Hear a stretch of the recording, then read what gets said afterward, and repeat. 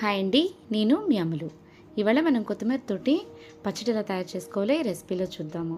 కొత్తిమీర వల్ల ఏంటంటే కిడ్నీస్ క్లెన్స్ అవుతాయి అన్నమాట. అలాగే కొలెస్ట్రాల్ అనేది లో అవుతుంది. ముందుగా కడాయి స్టవ్ మీద పెట్టుకొని 3 చెంచాలు నూనె వేసుకోండి.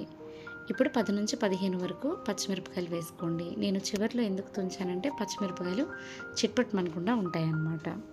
ఇప్పుడు 2 టమాటాలు కట్ చేసుకొని వేసుకొని బాగా మగ్గించండి. ఇవి దోరగా వేగాక తీసి ఒక ప్లేట్లో పెట్టుకోండి. ఇప్పుడు మనం ముందుగా కడిగి శుభ్రం చేసుకున్నటువంటి కొత్తిమీరని తీసుకొని అదే ప్యాన్లో వేసి బాగా నీళ్ళన్నీ ఎగిరిపోయే వరకు వేయించండి, దగ్గరగా అయ్యే వరకు.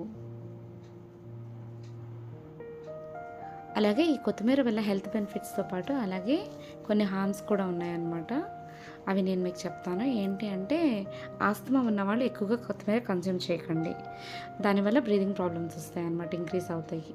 ఇప్పుడు మనం ముందుగా గ్రైండ్ చేసి పెట్టుకున్నటువంటి పచ్చిమిరపకాయలు, టమాటాలు, అలాగే 2 రెబ్బలు చింతపండు, 4 రెబ్బలు వెల్లుల్లిపాయలు, 1 స్పూన్ జీలకర్ర వేసి తగినంత ఉప్పు వేసుకుని గ్రైండ్ చేయండి. ఇప్పుడు గ్రైండ్ చేసిన తర్వాత ముందుగా మనం వేయించి పెట్టుకున్నటువంటి కొత్తిమీర ఉంది కదా, అది కూడా వేసి గ్రైండ్ చేయండి.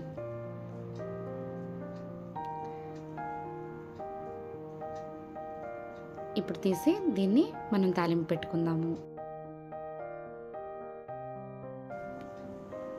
కడాయి పెట్టుకుని 2 చెంచాల నూనె వేసుకోండి. నూనె కాగాక 1 స్పూన్ ఆవాలు, 1 స్పూన్ జీలకర్ర, అలాగే 1 స్పూన్ పచ్చెనగపప్పు వేయండి. అలాగే 4 ఎండుమిరపకాయలు, అలాగే గుప్పెడు కరివేపాకులు వేసి బాగా వేగనివ్వండి. ఇప్పుడు మనం ముందుగా సిద్ధం చేసి పెట్టుకున్నటువంటి కొత్తిమీర పచ్చడి ఉంది కదా, దాన్ని తీసి ఈ పోపులో మిక్స్ చేయండి.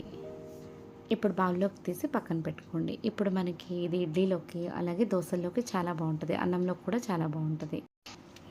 మీకు ఈ రెసిపీ నచ్చినట్టయితే మీ ఇంట్లో కూడా తయారు చేసుకోండి. Have a nice day. నా ఛానల్ని సబ్స్క్రైబ్ చేసుకోండి. బాయ్.